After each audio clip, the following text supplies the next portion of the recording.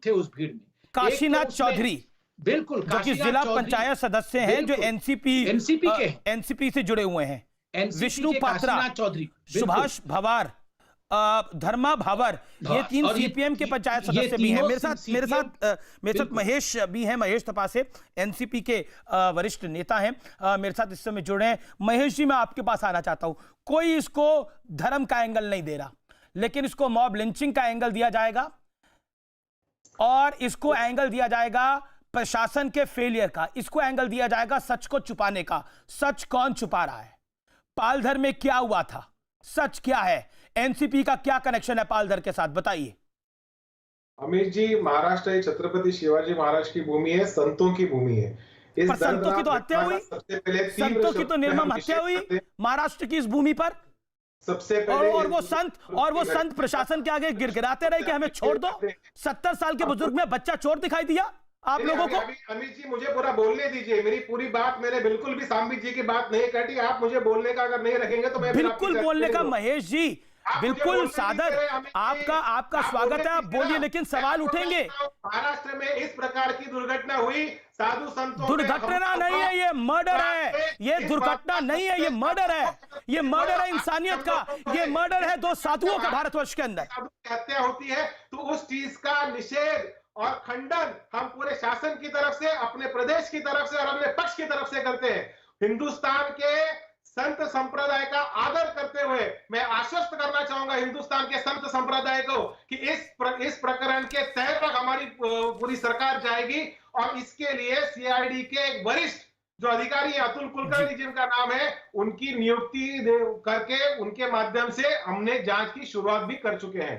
मैं किसी भी प्रकार का कवर अप नहीं कर रहा हूं। बिल्कुल कवर अप करना भी नहीं चाहिए। मैं बिल्कुल आप कवर अप ना करें, वही बेहतर है, क्योंकि जो एक सेकंड, एनसीपी का सुनील देवधर जो बीजेपी के राष्ट्रीय सचिव हैं, उनका एक ट्वीट है और जो सत्य भी है कि जिला पंचायत का सदस्य काशीनाथ चौधरी वहां पर था। क्या है? काशीनाथ चौधरी एनसीपी का पंचायत समिति का मेंबर है। काशीनाथ चौधरी वहां पर थे, वो मेंबर है। अच्छा, आप पुख्ता कर रहे हैं कि वो एनसीपी के मेंबर थे, वो वहां पर थे क्या? पंचायत समिति का विष्णु पात्रा वहां थे। पुलिस स्टेशन के अंदर यह दुर्घटना हुई, कासा पुलिस स्टेशन, ये बहुत ही छोटा कस्बा है, पालघर में बहुत बड़ा शहर। संबित पात्रा, ठीक है, आपको सुना गया 2 मिनट। अब संबित पात्रा 40 सेकंड आप अपनी बात रखिए। संबित बोलिए। शहर नहीं है वहां पे, अगर किसी मेरे तो कई साधु संत भी जुड़ेंगे। संबित पात्रा आप बोलिए। घटना घटती है तो लोग आ जाते हैं, पुलिस प्रशासन लोग आ जाते हैं। लॉकडाउन में 300 लोग हो जाते हैं और सरकार जस्टिफाई कर रही है उन 300 लोगों के आने का। शांत रहिए जरा। एक सेकंड महेश, आप जिम्मेदार है, तभी मैं कह रहा हूं कि विपक्ष को भी सुनिए ना, विपक्ष को भी सुनिए। अब आप संबित बोलिए। लोगों को, संतों को बचा नहीं पाए, हो गया सुनिए पूर्व भाव है और इस चीज का हम बिल्कुल खंडन करते हैं। आपको विश्वास रखना पड़ेगा महाराष्ट्र के प्रशासन पर। अगर हो गया हो अमित भाई तो हम भी बोलेंगे, वरना ये पूरा किसी भी प्रकार का अगर जी, मित्र शिवसेना के भी नुमाइंदे जुड़ गए हैं, लेकिन बोलिए आप। संबित पहले आप बोलिए, संबित पहले आप बोले, पहले इनका पूरा बंद हो जाए ना। ठीक है महेश जी आपने अपनी बात को रख लिया।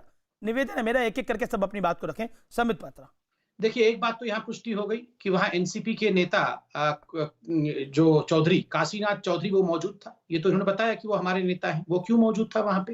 सीपीआईएम के लोग वहां पर सीपीआई पंचायत समिति का मेंबर है, तो पंचायत समिति का मेंबर उस भीड़ में क्यों मौजूद था? आप इनको पहले शांत करिए अमित जी। ये सारे लोग यहाँ पर भी लिंचिंग करना शुरू कर देते हैं। महेश आपने अपनी बात को रख लिया। आप ही ने बोला कि मैं तो आराम से सुनूंगा। तो महेश सारे नेता चाहे किसी भी पक्ष के हो, ये क्या हो रहा है? किसी भी पक्ष की बात नहीं है यहाँ पर। बात है सत्ता पक्ष में आप हैं, इसीलिए एक 40 सेकंड संबित पात्रा को सुनिए ना। संबित बोलिए। नहीं, इनको सुनना होगा, 40 सेकंड नहीं, ज्यादा सुनना होगा। जिस प्रकार के दृश्य आज हिंदुस्तान के सामने आए हैं, यहाँ पर चिल्लाने से कुछ नहीं होने वाला है।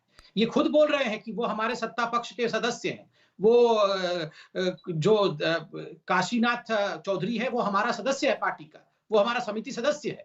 उसके बावजूद वो वहां भीड़ में मौजूद क्यों था? क्या कर रहा था वो उस भीड़ में? तभी तो हम कह रहे हैं ये षड्यंत्र है।